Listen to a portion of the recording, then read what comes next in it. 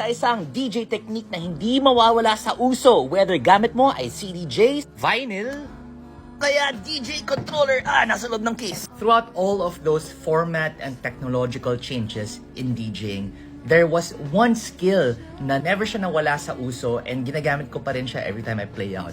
And that skill is known as beat matching. Yung beat matching na yan, kahit anong klaseng format pa yung gamitin mo to DJ, vinyl, CDs, MP3s, wave files, cassettes, reel-to-reel tape, kahit ano pa, learning how to beat match and how to mix two songs together, it's something that will always serve you well.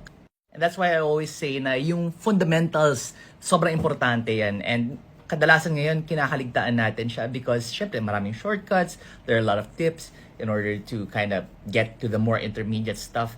Pero sometimes I find myself kind of just setting down and thinking about, do I have the basics done right? Am I familiar enough with the basics para magawa ko to na maayos without having to resort to shortcuts or gimmicks? Sobrang valuable pa rin to learn how to beat match by ear, meaning nakapikit yung mata mo and kaya mo mag-beat mix ng dalawang kanta. That is a skill that you need to practice kasi over time nawawala siya. You know, years go by tas hindi mo ginawa. Minsan, mangangalawang ka rin. So you kinda need to go back and you need to keep practicing.